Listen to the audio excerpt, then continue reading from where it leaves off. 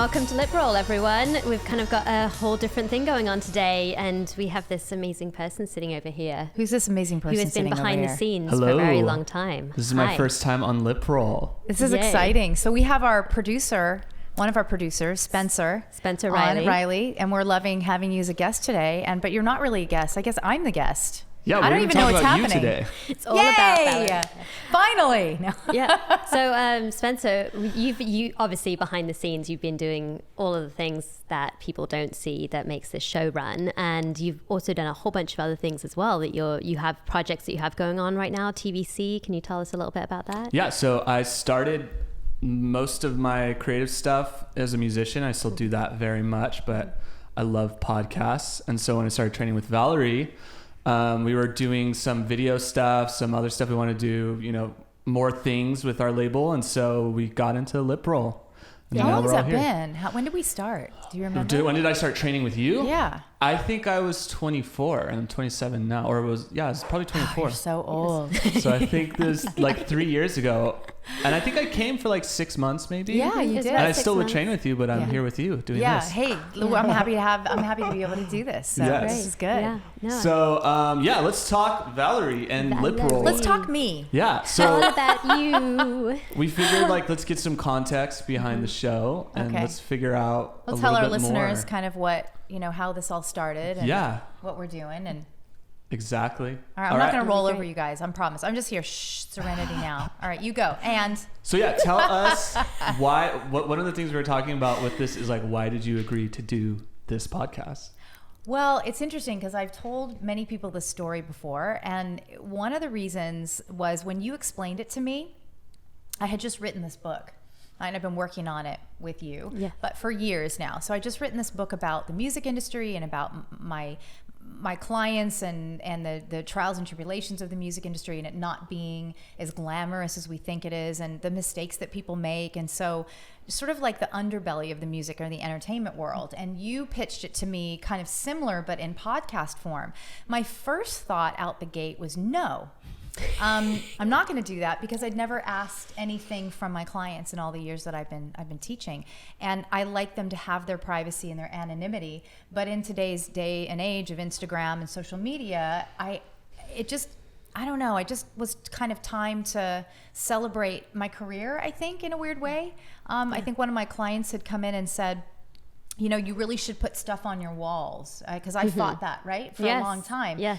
My studio looked sort of like a room in a home, and I liked it that way because I didn't want to be the douchebag with all the records on my walls and the photos of me with my clients. That's what I had built my business not doing. Mm-hmm. And so one of my clients came in who I have a lot of respect for, and he's a very, very smart person and very successful person. He said, what really drew me to you and to your studio, and we had just started putting stuff up in the studio, I was so impressed by everybody on your walls that made me feel comfortable. It made me feel like I was in the right spot. Mm-hmm. And right when he said that to me, something clicked.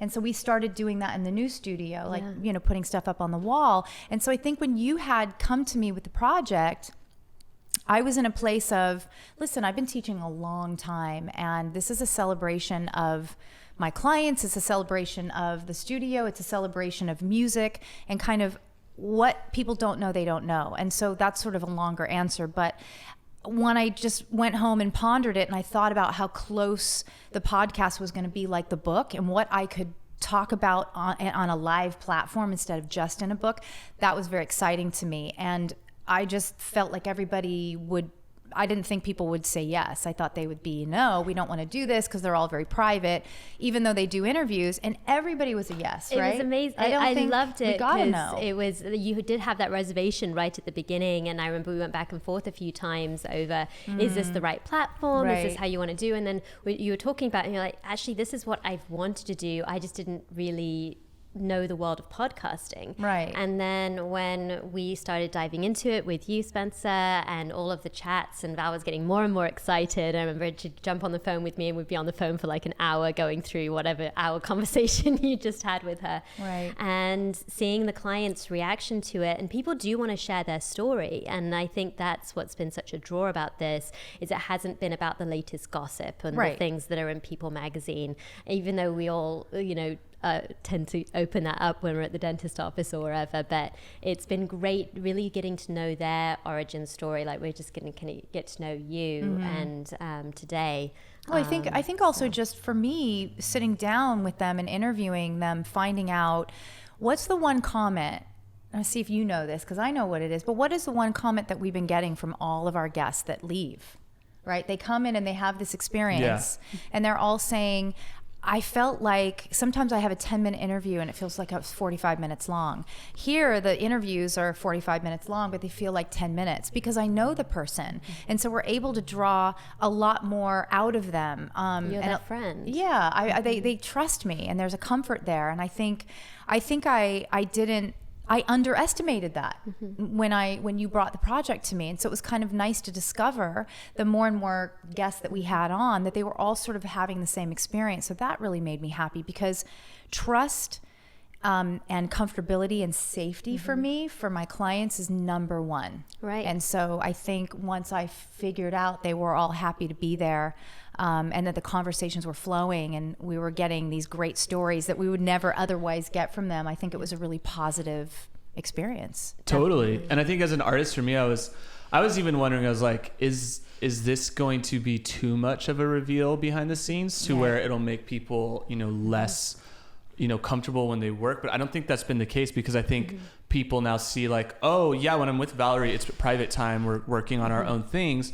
But to see that other artists are publicly talking about this stuff with you, right? I think it just keeps encouraging people to remind themselves like, oh yeah, I need to get back in a lesson. Because I know as a musician, you probably, stray away from what you should be doing to protect your voice and to protect all the things that you're trying to invest in. But I think when you start singing again and you hit those challenges again and those blocks again, then you're reminded of like, oh yeah, Reeves training, and I think that's probably what everyone thinks is like, oh, Reeves training. So if he's training, I should be training. And I love that you said that, because there's a situation now where they're on Broadway. I know we're steering away, but it reminded me of Reeve telling me, how much this process has helped him. He's been training with me on and off for over 10 years. And he's sort of the rock guy that's on the Broadway scene. He's like sort of an interloper. He's like, boom, here I am. We had this whole conversation, I will tell you, and he gave me a green light to pass this on. But the show that he's doing, Hadestown, is on Broadway. I believe they have a 2-year residency, and his co-stars this lovely gal, Eva, and a brilliant cast.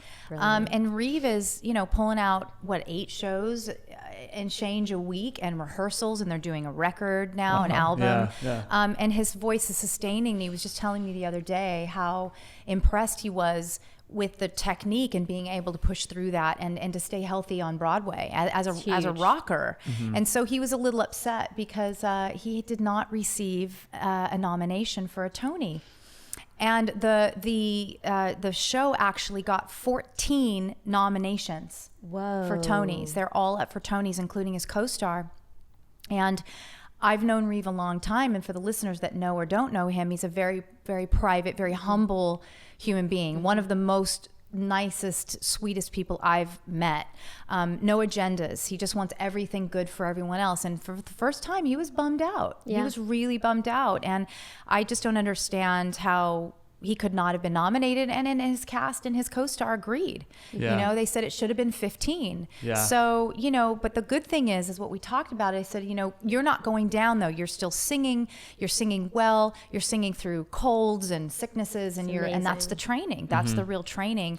When he's worked with people in the past on that musicals or in that venue, and they're all dropping like flies and they're in tears, and Reeve's like, no, I feel great. I feel super strong. So he's a rocker that came onto the Broadway scene and was able to sort of collide and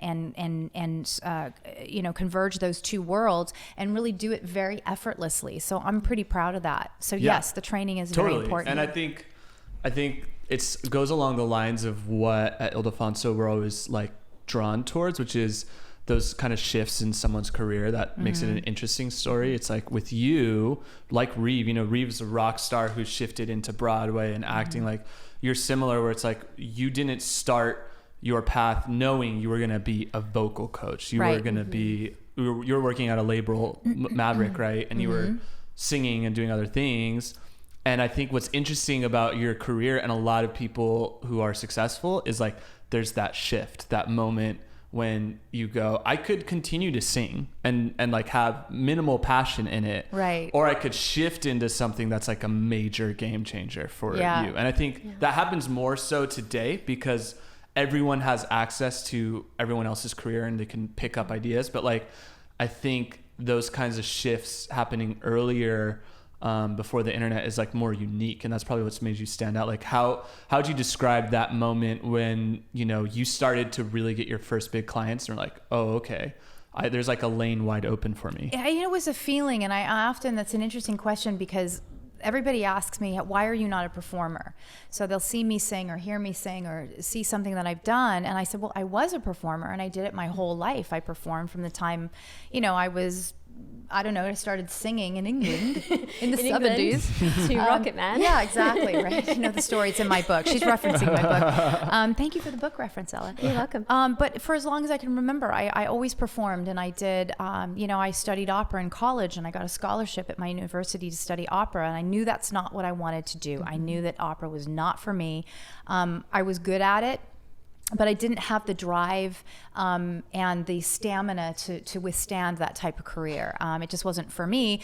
Broadway was very repetitive, and I think I saw there were not, at least in my generation, there were not a lot of shows that were more contemporary. Right. So It's we really had Hello changed Dolly now. and Mame, and you know those are all great, but we didn't have this bust out of these massive musicals. Like Rent was the first one to come to fruition in the 90s. That was a big deal. Yeah. You know, and so when I had made my transition not to move to New York, you know, I just didn't want to do those musicals. I wanted to do rock operas and pop, and I was interested in a lot of different things when it came to music.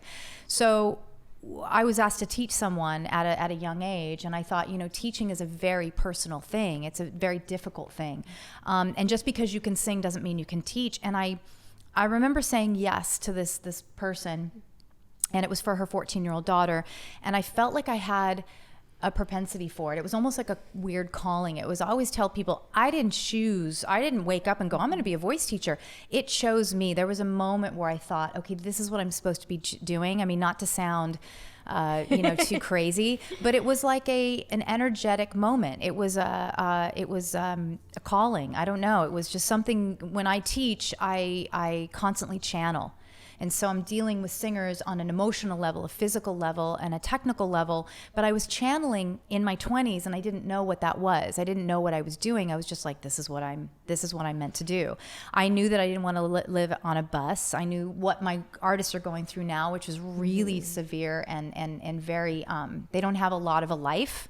They're constantly on the road. Tour. Yeah, they're constantly on tour, and I just wasn't sure if that was for me. And I just felt like being behind the scenes and creating and teaching was something that I needed to do, you know, because I had nodes in college. I had struggles with my voice. I had, you know, subpar vocal coaches growing up, and there was a real lack of teachers that really taught anymore, that understood the anatomy. The vocal technique. And I think that kind of like knowing your story a little bit and kind of wanting the audience to know a little bit about where you came from, I think that really led into you being, because you wanted to heal your own voice. Like you were like, I'm not getting the direction that I need from my vocal teachers. My nodules are getting worse. And you went out there and you fought for yourself. You fought for your voice. Right. And, knowing that side of you, and that was what led you to then become the vocal coach you are today, because you truly understand the anatomy. Well, blazing, I think to speak on that, we talk about this in the book, trailblazing a path of a teacher. I said, if I'm going to be a voice coach, you know, I would think of like the cat lady, like, come on in, you know, I just got 4 cats and let's do some scales, you know. I mean, I thought, you know, and that's actually happened before to me. So I was like, oh my God, what's happening here? So I wanted to stand out as a teacher, and I wanted to do something different, and I wanted to help singers that had problems and issues with their voices like I did, and I wanted to help them get out of that. That was truly a passion of mine, because it was a very dark place for me, and I didn't have a lot of help. And then back in the 90s, really late 80s, early 90s, that surgery was not perfected. That surgery is now really pretty good. perfected. I mean, if you choose the right surgeon, having a nodule surgery, if they're hard, is something that is very, very different than it was with all the technology that we have than it was 20, 25, 30 years ago.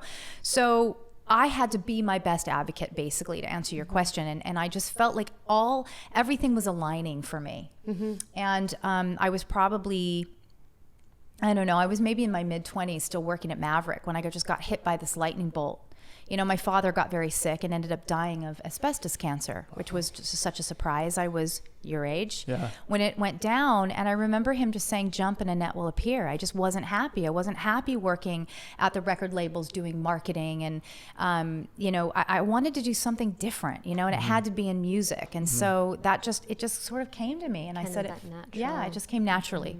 Yeah. So, but when I say naturally, I mean, just like we talk about all of our other artists, that it's not like overnight success. I mean, Valerie, tells me about, going to the coffee houses and putting her business card up there. Oh, I did. I hit the pavement. She before hit the pavement. Wow. This wasn't, immediately into a studio. I mean, she fought hard for that beginning part of your career. Yeah, we didn't have phones yet. I mean, I think I had a phone when I was 28, but when I was sort of trying to build this career, I did. We had flyers. I don't know if anybody remembers flyers, paper people and business cards. And I would drive around with stacks of them.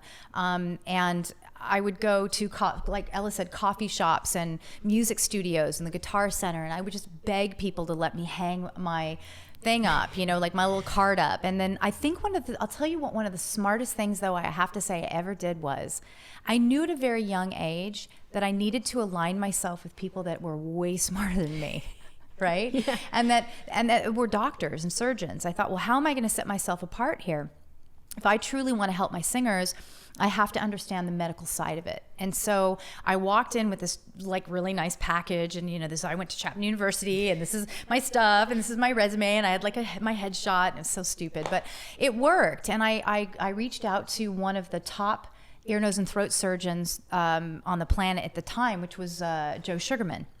There was a very famous ear, nose and throat and he saw all the celebrities. It was Dr. Cantor and I don't know if he's still with us or he's got to be very old now. And he brought up Joe, and then Joe brought up this line of ear, nose, and throats and laryngologists behind him. But I thought, who's the biggest ear, nose, and throat? Who's the biggest ENT I can find? And everybody said, oh, it's this guy, Dr. Joe Sugarman in Beverly Hills. I'm like, well, I need to meet that guy. Right. And I did. I just walked into his office and I handed him this packet with his assistant. And I said, listen, this is what I'm doing and this is what my passion is. And I really want to learn more about the voice. And I was probably your age, maybe a little bit younger. And he said, yes, come sit in with some of my patients. I thought, oh my God, he said, yes, that's crazy. And that started, then he introduced me to more laryngologists and then I got to sit in with them. And that's how I sort of made my relationship with these surgeons. And I knew at that moment I was in the right spot. So I felt there's like a couple of things that are really interesting to me. One is the like entrepreneurial side, because I've always kind of wondered that, especially in the music industry. Right. I think you and I think the Larson Mastering guys, like there's a music bed, there's a few companies that have managed to provide services in the music industry that are like integral for a lot of, big artists and projects. And you always wonder, how does that start? Because people only see now that you have this podcast, you have all this stuff. Right. They don't know. I didn't even know that you did flyers, because I think when a lot of people, especially at my age, are thinking like, how do I become the next Valerie? They probably think I need a podcast, I need this. And maybe that does help, but what they don't see is the true first steps, which was the like hustle of hitting it. The street. There's a lot of hustle. Is that something that stays for that time? And then like, do you think you would do it differently now? Or do you think there's no replacing that hustle? That's an interesting question. I think it's different because there was no social media. We didn't have all these marketing outlets. But I think one of the problems that, and I might be wrong, but I see that coming up now for other voice teachers that are younger that want to do this, they're at a disadvantage, I believe, not an advantage. The market's too saturated. It's too saturated. So when you were if you were me and you were like super driven and this is what I'm going to do and nobody's going to stop me and I'll do anything I have to do to make this happen. If my goal was to work with some of the most difficult vocal cases on the planet and work with some of the best in the singers on the planet and really help them and be not as good as those singers but better in a way, you know, technically, to be able to train them, I think that being the goal, I had to do a lot of work on my own. I don't think it would have come from, you know, having 1 million followers or 1,000 followers or 500,000 or whatever it is. It came from that hard work. And unless you're a person who's incredibly, I think it takes that perfect triangle, like that prism where you've got the business acumen, you've got the talent to do it, and you also have the personality to do it. I think those are the three things that push someone. And for me, I kind of brought those three things together and said, well, I'm going to be really tenacious and I'm going to just get in people's faces and in the politest way. And I'm going to keep learning. And so I think the flyers and doing all of that, look, I'm just going to say it. I don't know that there's a lot of people that have the gumption to go do that now because being a 20-something then and being a 20-something now is very different. Yeah. You can hide behind your phone call and your text and your website or your card or your, you know, Instagram. Yeah. You can hide behind that and create something for yourself. What I had to do was get in front of people. I had to know how to look people in the eye. I had to understand how to write a letter. I had to understand how to have a conversation with somebody to get them to see me, right? And to say, this is what she should be doing. So the flyers, and I think that's what made me who I was. And I don't know, to be honest, if I would have been as successful had I had all of the marketing and the tools in front of me with technology and computers and Instagram and I think that can be a huge distraction. I know for me, you know, starting my business and everything, that can be very distracting, and it also can hold people back. It's like, oh, well, I don't have a website yet, or my website isn't complete yet, so therefore I can't start my business. Right. And I think that from what Valerie's saying, I truly do not believe that anything will ever replace, or hopefully will never replace, coming and seeing someone in person, going and taking that step and knocking on their door and making that appointment and going to see them, because there is something very special about sitting down. Like the three of us today, yes, we could have done this on a Skype call and recorded it all, but there's something really special about that connection. You can kind of feed off each other and feel each other's energy and know and kind of and go with the flow and feel where you're going to go. Well, it's energy, and we're missing the energy. Everything's being misinterpreted on Instagram. You know, I mean, I do it. I judge it. I look at people's profiles and somebody says, oh, you got to check out this kid. And I'm like, he looks like a punk to me. I don't know. And then you meet him and he's like the nicest guy, you know? So you don't have that when you have it in person. So I think to answer your question, Spencer, I think that people are doing things differently. And I really don't believe that I don't know if I would have been as successful. I think I would have been, because I know myself and I know the drive. Yeah. But I think a lot of people don't have that type of tenacity, if you will, to go out and be out in front of people the way that I had to do, because there was nothing else. Yeah. But the market wasn't that saturated, because there weren't a lot of people that were willing to walk into a doctor's office and say, hi.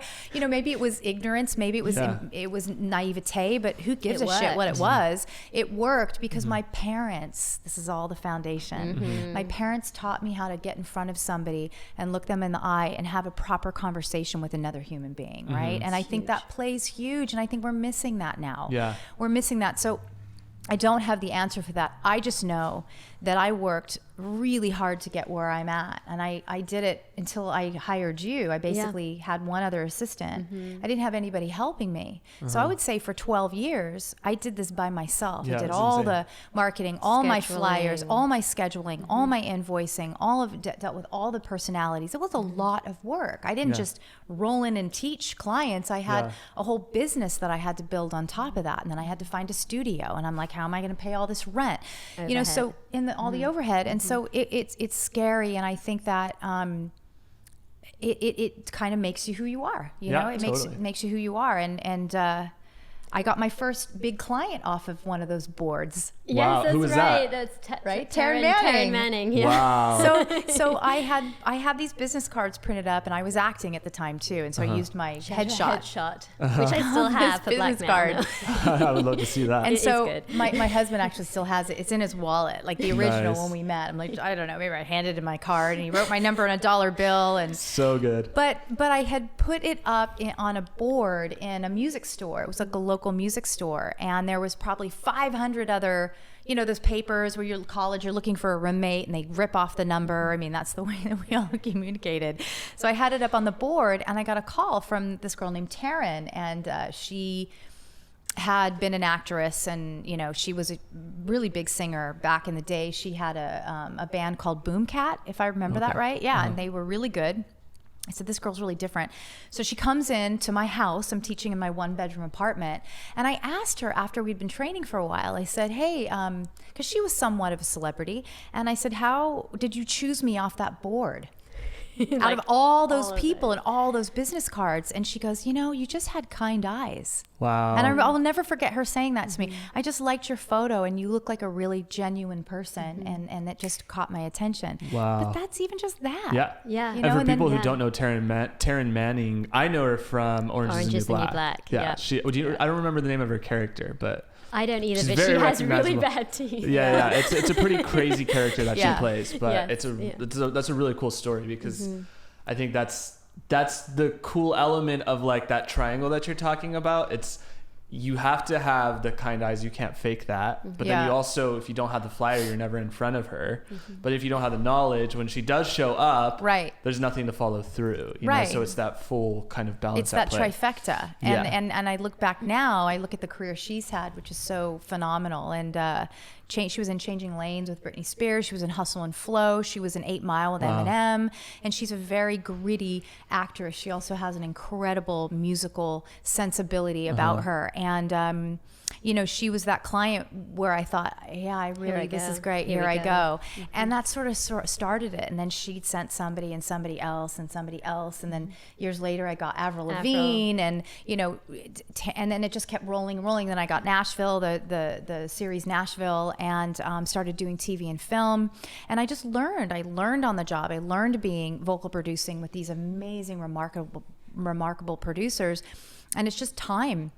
It's all about being committed, I always say, to your process, not attached to your outcome. Yeah, and telling definitely. the younger generation, if you work really, really hard at something you think you're really, really good at, you'll be really, really successful, right? Yeah. But if you're interested in that outcome, Yeah. you've lost your way a little bit. Well, you just look at yourself. I mean, when you first started out, I mean, you wanted to be a singer from a very young age, and if you had only just gone, that's what I'm going to be, and not looked at all the other things, and Right. you know, and not looked. I played the odds, Ella. That's what Yes. happened there. Yeah. It wasn't even it was Right. also maybe a little bit of a numbers game for me. You know, being a business mind, I'm also very practical. What's the practicality that I'm really going to get up there and be? I don't know.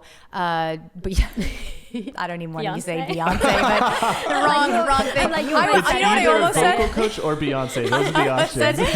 I almost did. I almost said Olivia Newton-John, but I'm like, oh God, here we go again with the dating. Dancing. Yeah, or you know, definitely not Barbara, but those are the Yeah, people that yeah. I grew up listening Yeah. to. You know, we didn't really have a like Britney, Christina Aguilera yet, but it doesn't even matter. It's like. No.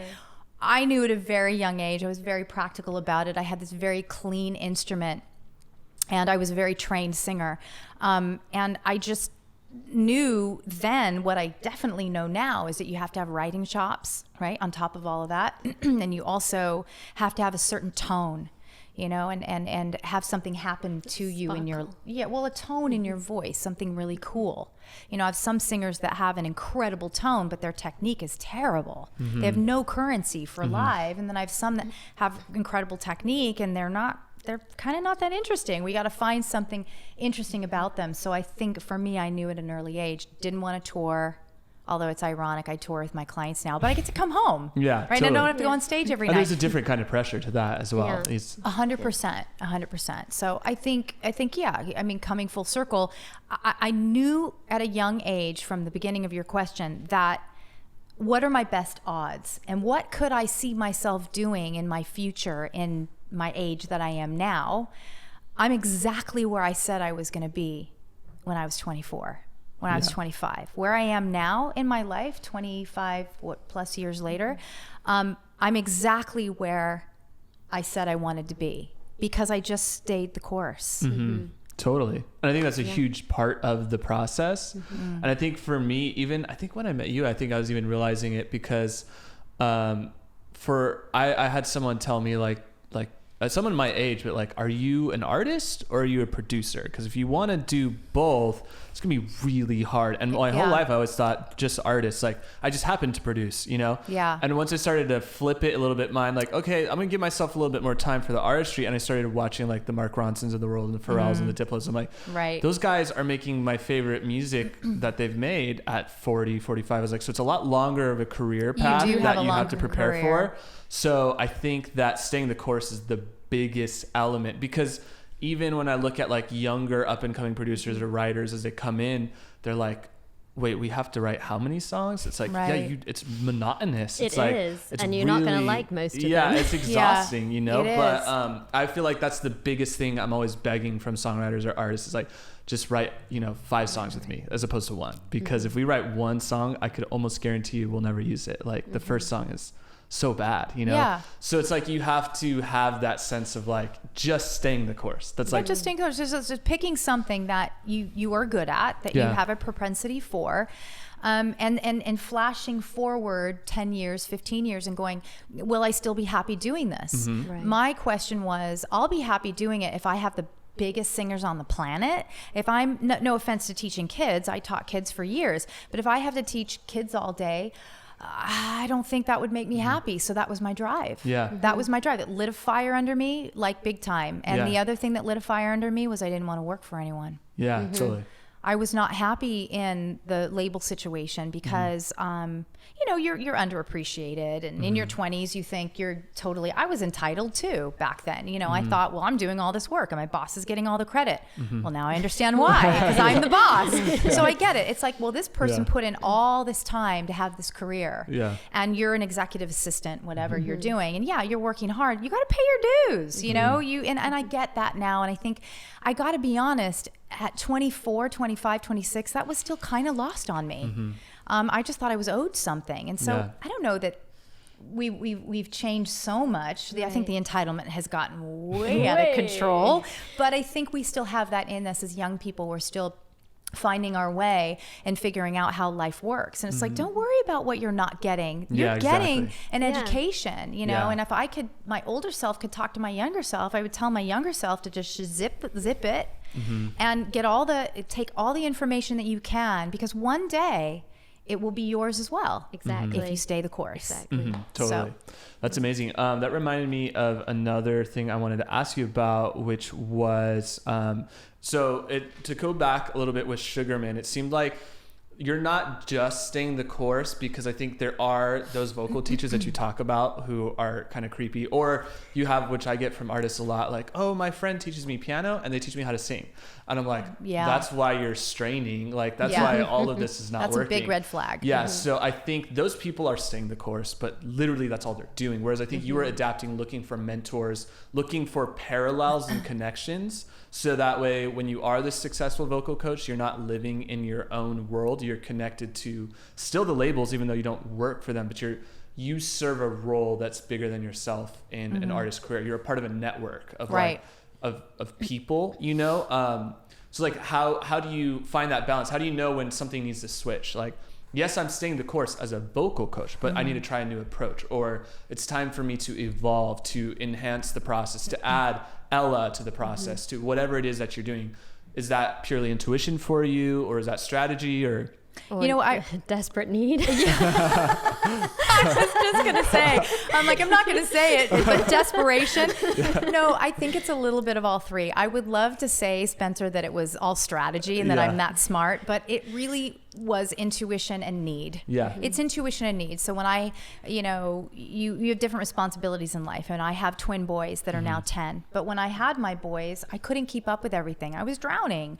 I'm like, how am I? So there is a little bit of strategy, because I did have that conversation and say, how am I going to be a mom and be there for these little babies, you know, that are now growing up so fast in front of me. How am I going to be there for them and still be, you know, as a woman, how am I going to be the biggest vocal coach that I want to be? How am I going to have this career? I'm up against a lot of guys that maybe they don't have families, or they have a partner, or, you know, they're men, and, you know, it's expected for them to be working all the time. It was expected for me to be home. You know, my husband is older than me, and so we're very traditional. And so there were certain things that I had to really step up to the plate. And don't get me wrong, I wanted to. Oh, yeah. But that was the moment when I moved into the place on Riverside, when I had hired an assistant.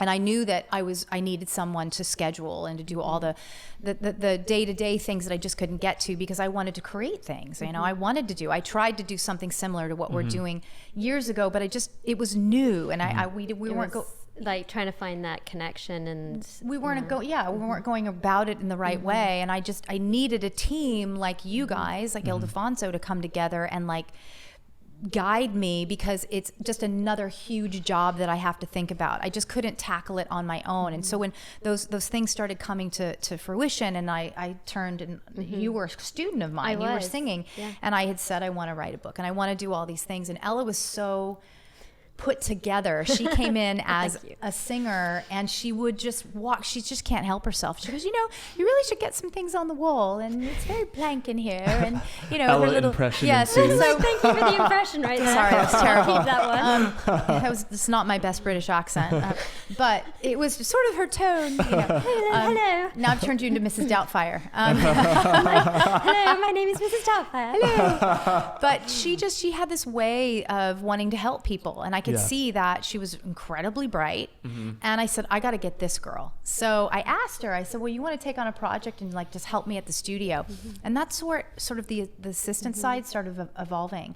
And she wanted to be a part of that. And she got my studio, and she goes, you know, it'd be really cool if you had a spreadsheet, and you really, and it sort of happened by itself. And I said, I got to hire this person. Like she's been with me for 10 years now, right? About 10 years. We should figure out what the anniversary is. But I know, celebrate. But and thank God, because, you know, Ella saved my life. I mean, I was drowning in so much work.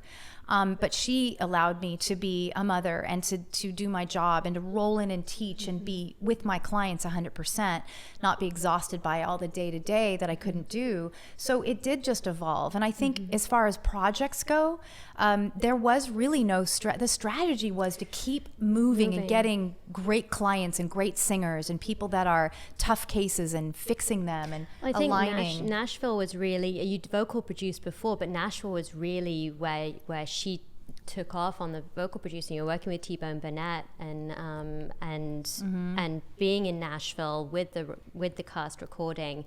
And I remember you coming back from, I think, the first or the second one and going, this is where we're headed now. Yeah, you know? This is the next direction. This is the next thing. This is what I'm going to do. So I was sort of thrown into it because we were working with T-Bone, but all these other wonderful producers.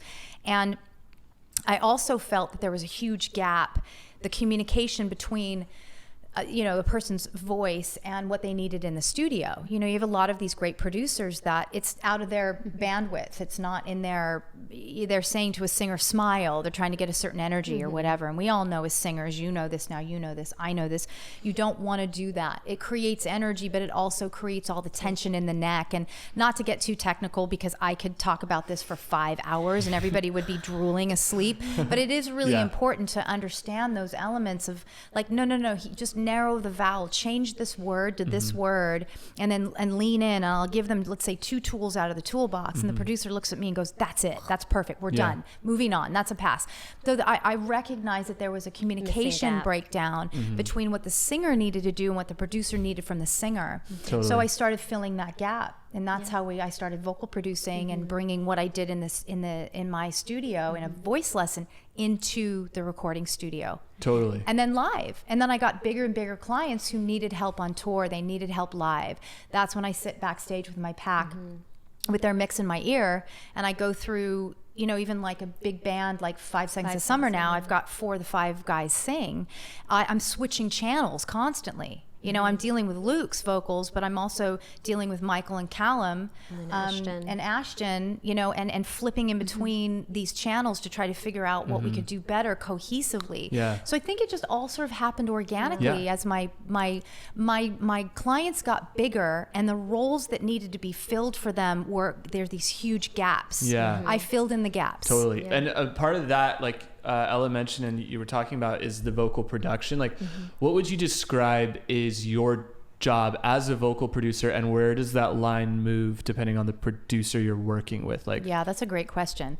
That has been a very case by case process. But when I go in, it's very important to me to let the producer know, because usually 9 times out of 10, I've never met the producer before, right? Unless we've worked together. But when I first started doing this, there was all these producers I hadn't met, and now they're everywhere. It's like I just worked on a project where we did 4 or 5 weeks working on a record. And I probably had a different producer for every song. And so some of them are older, some of them are younger, you know, anywhere from being in their 20s to being in their 40s and upwards. And so it was very important to me to walk into that situation letting them know, this is your house, this is your studio, I'm just here to assist you. Because the producers are not used to people like me coming in. They vocal coaches have a terrible reputation for coming in and, you know, with the scarf and, you know, whatever that is, and like, let me, you know, taking over. I am not that person. I'm not that person. And when we had Harvey Mason Jr. on, we spoke about that. He said, you're the only person, when I met you, I knew the energy was right. The energy was cool, and you're probably the only vocal coach I've ever let into my studio before. Because Harvey knows what he's doing. He's an amazing producer. But he noticed that there was a little gap that he couldn't fill. He's doing all of this stuff that's so amazing, but he's like, how did you get them to do that? And Harvey and I talked about that. And so once the great thing about Harvey is that, you know, we're closer in age. He's let go of the ego. I mean, everybody has a little bit, but he's at that station in life of like, I know who I am and I know what I bring. So I can open up my mind to something that I don't know. That's why that worked so well. So I like to go in and really just let them understand that this is your project, and I'm just here to help you in any way that I can. Once they see them, they get some magic, we start doing magic together. They're like, hey, could you come back tomorrow? And that's how that usually works. So. And for me, because I'm scheduling, oftentimes these days I'll be talking to the producer because they'll want to talk, and Valerie's in sessions, and so because I've been working with Valerie for a long time, and there's sometimes that hesitation, understandably. And you know, I always say, just to let you know, all the producers that I've spoken to who've worked with Valerie always say, wow, we get this done so much faster having Valerie there.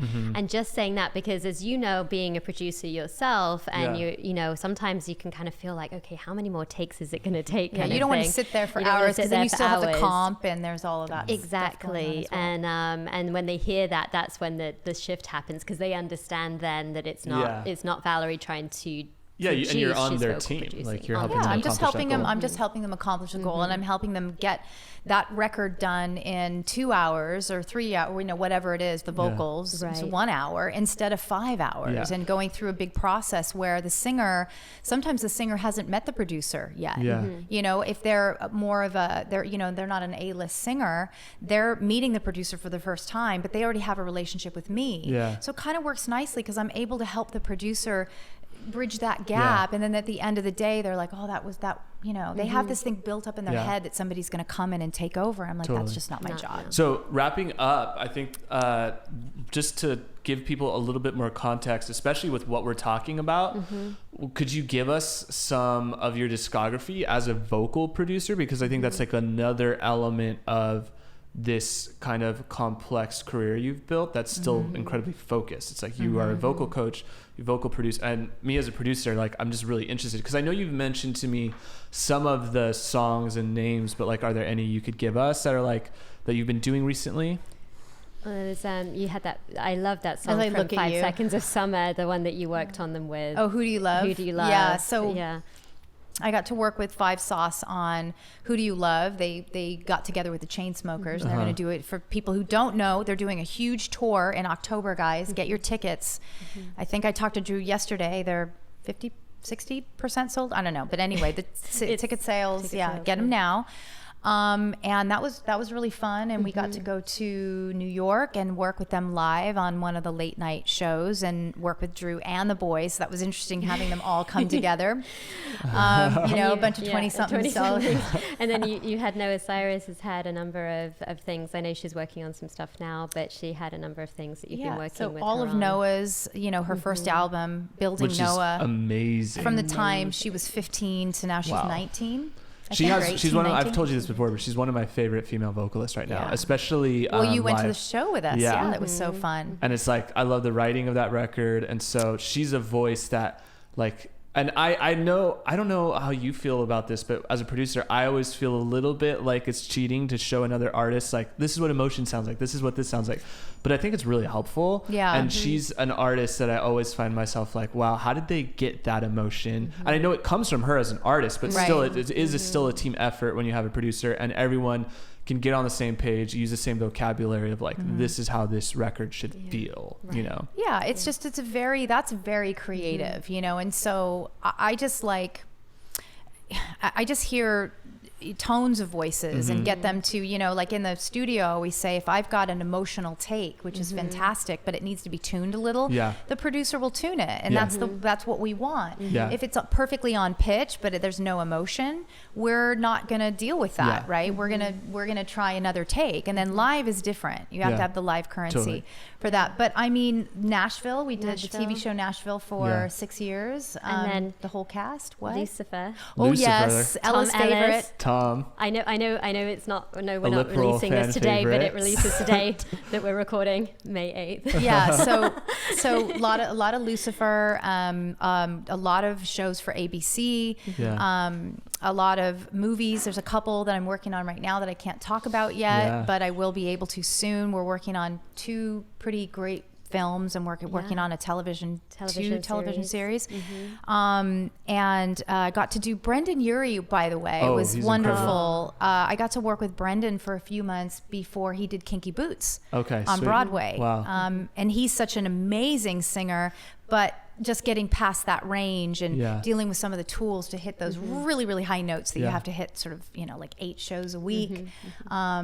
I mean, God, a lot of country from Emmylou Harris, Martina McBride, Jeff Bridges, Dennis Quaid, Hunter Hayes, Florida Georgia Line. Who are some of the bigger Sia, ones? Sia, of course. So she was just a dream to work with, and got to work with her live and walk her through her first tour.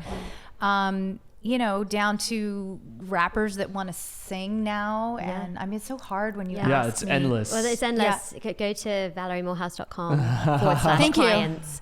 That's so Go good. to an endless list of insane artists, basically. Well, I think we are about to finish. So thank you. Well, thanks for letting us. It's been fun. I'm kind of representing the LipRoll fans and listeners and getting to know Valerie a little bit more and Ella. So I think this was really good information. That's super helpful. Fun. This is really fun. Thank you. Thanks for having me on my own show. I appreciate it. It's fun to be on the interview. I hope the listeners think that this is cool. So, that they get a little bit of an insight to, like you said, how we started. Yeah. Amazing. All right. Thanks guys. Spencer. Thank you.